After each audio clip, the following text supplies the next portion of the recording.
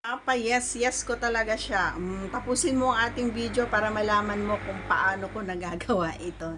And of course, please do me a favor guys. Please don't forget to subscribe and click our tiny notification bell so that you'll be updated every time we have a new upload videos. Disclaimer din po, mga videos po natin ay para lamang po sa may bukas ang kaisipan at may malawak na pang-unawa. Kung wala po tayo nito, maaari na lamang pong mag-skip at mamili ng mga videos na nararapat para sa inyo.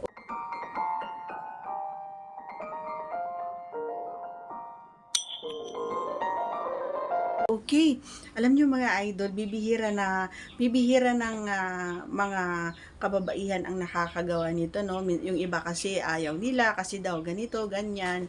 Siyempre bago ka naman kumbaga sumailalim sa ganong proseso mga Marikoy, ay siguraduhin natin syempre na malinis. Ano nga ba kapag gusto mong gawin yung mga bagay na ganon is ikaw na mismo yung kumbaga ikaw na mismo ang mag-ano sa kanya o hawakan mo ang kanyang kamay at sabihin mo sa kanya, tara mag-ano tayo, maglinis tayo ng 'di ba? Para magawa natin. And syempre hindi lang 'yon. Kapag nandoon na kasi kayo at kumbaga nararamdaman nyo na yung pagbuhos ng kumbaga ng water sa inyo is nagkakaroon pa ng mga exhibition doon, 'di ba? So kumbaga pabor sa inyo 'yon mga girls. Kaya dapat lagi nating gawin niyon. And ano nga ba yung sinasabi ko na napapayas-yas talaga siya? Yun yung kapag halimbawa kapag naandun ako sa baba ng mga idol, ayun sa pagitan between doon sa kanyang stick at doon sa malapit sa kanyang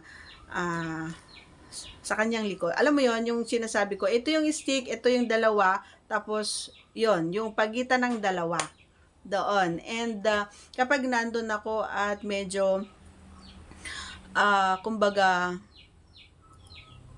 may mga pagkakataon talaga na halos ayaw niya na, no? Halos ayaw niya na akong ipaalis doon. Minsan ay kumbaga ang tawag dito, yung parang gusto niyang sabihin dun sa yes niya ay parang gusto niyang sabihin na diyan ka muna, wag ka munang umalis.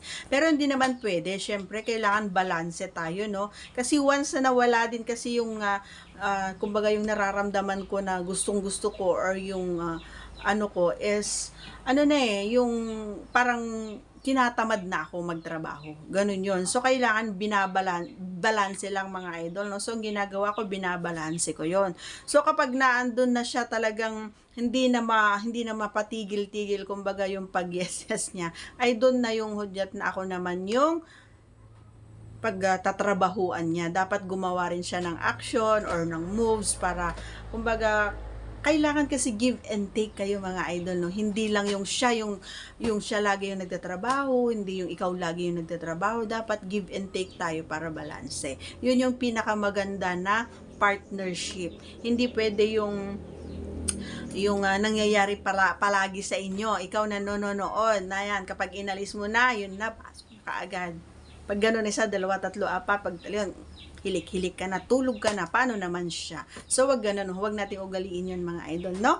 Okay, so that's all for today's video. Once again, if you are not yet connected, please do subscribe and click our tiny notification bell so that you'll be updated every time we have a new upload videos. Thanks for watching everyone. See you again on our next vlog. Bye!